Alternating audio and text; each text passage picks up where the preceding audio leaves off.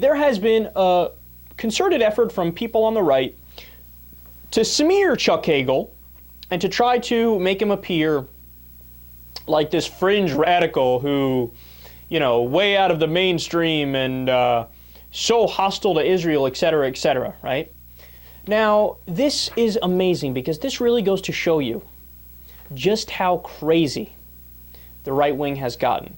So, a guy named Dan Friedman of the New York Daily News believes that he actually started this rumor that ended up becoming something parroted on the right wing and used as a legitimate attack, what they think is a legitimate attack. And what happened is, when asking a Republican congressional aide about potentially controversial groups that Hagel had addressed previously and whom he had received speaking fees from, Hagel was in hot water because he had a couple comments like, oh, the Israel lobby controls a lot of the politicians. Oh, so radical. That ends up to be absolutely true when you actually do some research. But joking around, this guy, Dan Friedman of the New York Daily News, asked his source, had Hagel given a speech to, say, the Junior League of Hezbollah? And then he said, how about Friends of Hamas? Now, notice, he was just running with the narrative that, oh, he's anti-Israel, so he was joking around. Look, the Junior League of Hezbollah, to think that a U.S. politician would support that, I mean, these are terrorist groups, right? No way. Not only would any politician in the U.S. not support it, he's a Republican politician. The guy voted for the Iraq War, for Christ's sakes. He was, for a long time, as hawkish as they get until he started to grow a brain in the mid-2000s and he ended up flipping on the Iraq War. So, jokingly, he said, what about Friends with Hamas? Right? Well, he said the names were so over the top, so linked to terrorism in the Middle East, that it was clear that I was talking hypothetically and hyperbolically, and no one could take seriously the idea that organizations with those names existed, let alone that a former senator would speak to them.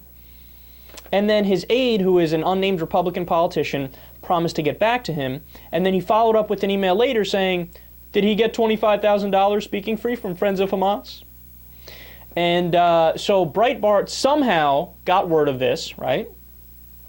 And they ran an article saying that Chuck Hagel, he gets secret money from a group that he spoke at called Friends of Hamas. I'm not kidding. So Breitbart.com, rabid right-wing website, portrayed it as if it was true, as if it was fact. Now, you want to know the awesome part of all this? So when some actual reporters and journalists and actual members of the press heard about this, they go, well, that sounds fishy. I never heard of that group before. Why don't I do a search? So they did what's called a LexisNexis search, which searches all the academic articles. It's a tremendous database, right? I used it in college when I was writing research papers and the like, right? You know how many search results there were for Friends of Hamas? None. Donut, right?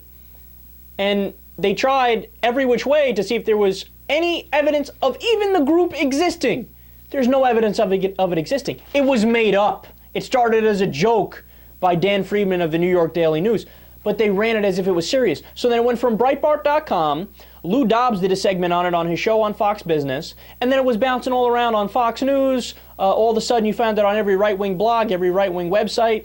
And so after Slate.com's David Weigel, which, by the way, Slate is like a very centrist, moderate, vanilla site, right? Slate's David Weigel published a piece that made clear in no uncertain terms that the group doesn't exist. So Breitbart.com caught wind of this, right? Instead of coming out and making a correction, listen to what these sons of bitches say.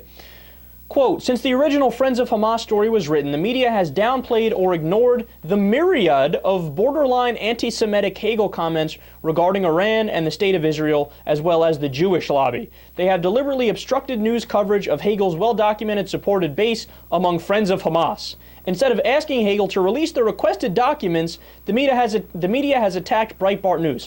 These motherfuckers doubled down. They doubled down on a group that doesn't exist. They doubled down on an attack that has been proven to be completely bogus.